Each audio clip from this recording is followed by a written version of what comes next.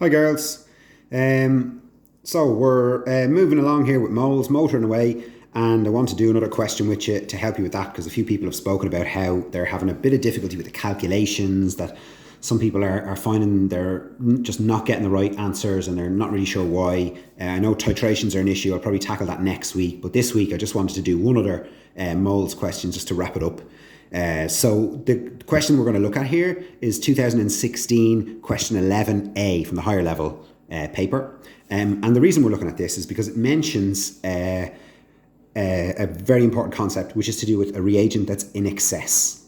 Okay, so it's a moles question, and the first question is, which of these reactants is in excess? Now you might remember I gave you a template for this. I'm going to put the template in the folder as well so that it's there so you can follow that template along with the question and me doing this, obviously, and then try a couple yourself. Now, actually, there aren't many questions when you look through the papers exactly like this, but I think the concept of something in excess is really important to understand for other moles-related questions and even titrations later on, right? So we're going to have a go at it. So what does excess mean, the word? Well, the word means, hopefully you know that, if you eat in excess or drink to excess, you know what that means. And it's the exact same thing with chemistry. Sometimes when two things react, we basically dump in extra stuff of one of the reagents so to make sure that the other one completely reacts. So you've probably come across this when it comes to things burning in an excess of oxygen is often mentioned in some questions. That means there's lots of oxygen there so that all the stuff gets burnt.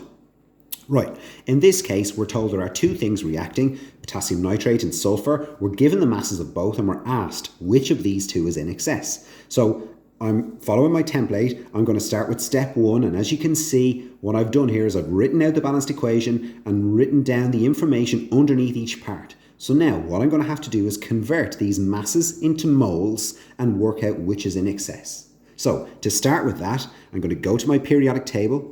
I'm going to work out what 1 mole of potassium nitrate is. So I'm going to add up the atomic masses of potassium, nitrogen, 3 oxygens, and that's going to give me a mass of 101 grams. All right. Obviously, I don't have 1 mole. I've got 20.2 grams, which is much less than 1 mole. I'm going to figure out exactly how much now by dividing 20.2 grams by 101 grams, and that's going to give me 0.2 moles. So I started with 0.2 moles of potassium nitrate. So how many moles of sulfur did I start with? Well, let's have a look. Again, I'm going to go to my periodic table, work out what 1 mole of sulfur is. That's easy to do because it's an atom, isn't it? So 32 grams is the molar mass of sulfur. And we started from our question, we started with 24 grams of sulfur. So I'm going to divide 24 grams by 32, and that's going to give me 0.75 moles of sulfur. Okay, so the next step then is to look at what should the ratio be according to the equation. I'm going to use my molar ratio. That's my next step. And as I can see from the question, the molar ratio, can you see that in the video there? Yes, you can, is 4:5.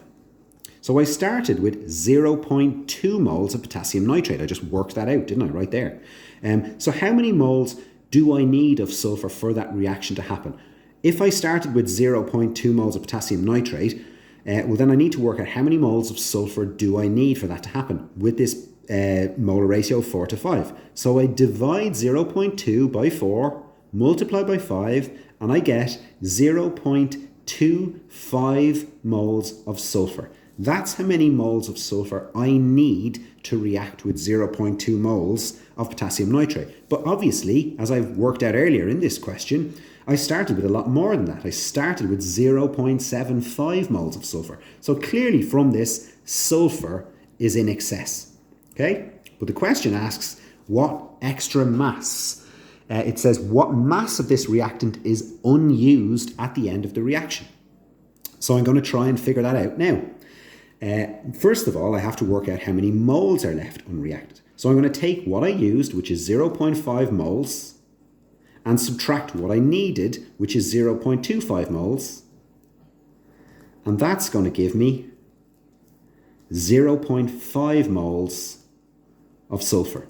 So the excess amount of sulfur that I used was 0.5 moles of sulfur.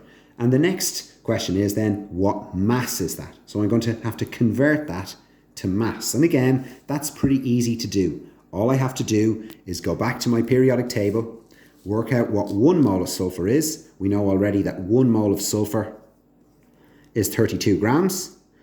So 0.5 times S for sulfur, 32, gives me 16 grams. So my excess of sulfur has a mass of 16 grams.